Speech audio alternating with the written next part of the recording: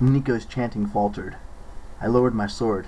The other spirits started to crowd forward, but Bianca raised her arms and they retreated into the woods. "Hello, Percy," she said. She looked the same as she had in life. A green cap set sideways on her thick black hair, dark eyes and olive skin like her brother's. She wore jeans and a silvery jacket, the outfit of a hunter of Artemis. A bow was slung over her shoulder. She smiled faintly, and her whole form flickered. "Bianca," I said. My voice was thick. I'd felt guilty about her death for a long time, but seeing her in front of me was 5 times as bad, like her death was fresh and new. I remembered searching through the wreckage of the giant bronze warrior she'd sacrificed herself to defeat, not finding any sign of her. "I'm so sorry," I said.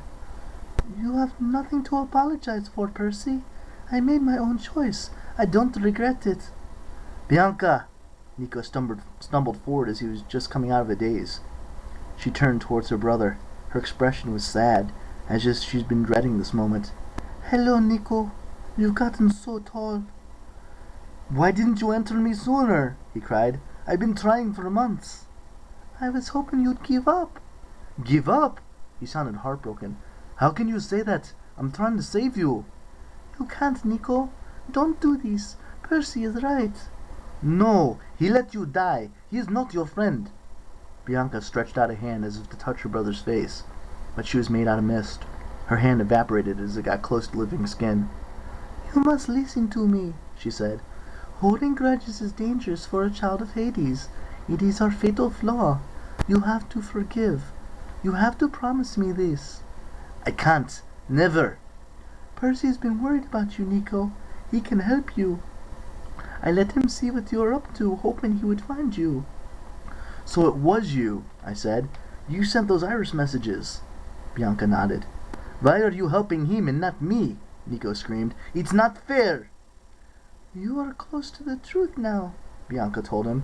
"It's not Percy you're mad at, Nico. It's me." "No." "You're mad because I left you to become a hunter of Artemis. You're mad because I died and left you alone. I'm sorry, Nico. I truly am. But you must overcome the anger and stop blaming Percy for my choices. It will be your doom." "She's right," Annabeth broke in. "Kronos is rising, Nico. He'll twist anyone he can to his cause." "I don't care about Kronos," Nico said. "I just want my sister back." "You can't have that, Nico," Bianca told him gently. "I am the son of Hades. I can." "Don't try," she said. "If you love me, don't." Her voice trailed off. Spirits had started to gather around us again, and they seemed agitated. Their shadows shifted. Their voices whispered, "Danger."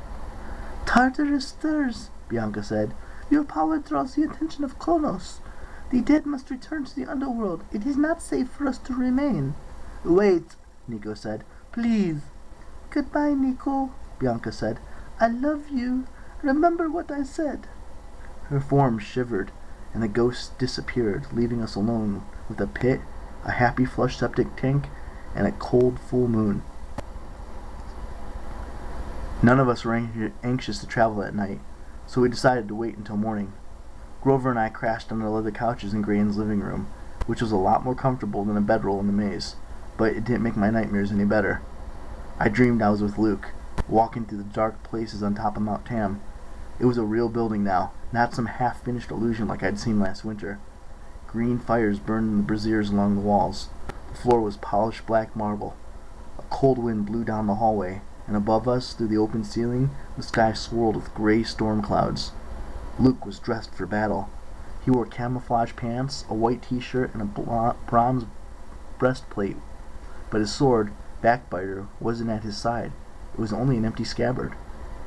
We walked into a large courtyard where dozens of warriors in Dracani were preparing for war. When they saw him, the demigods rose to attention. They beat their swords against their chests. "Is it time, my lord?" a Dracani asked. "Soon," Luke promised. "Continue your work." "My lord," a voice said behind him. Kelly, the Impusa, was smiling at him. She wore a blue, bright dress tonight. It looked wickedly beautiful. Her eyes flickered, sometimes dark brown, sometimes pure red. Her hair was braided down her back and seemed to catch in the light of the torches, as if it were anxious to turn back into pure flame.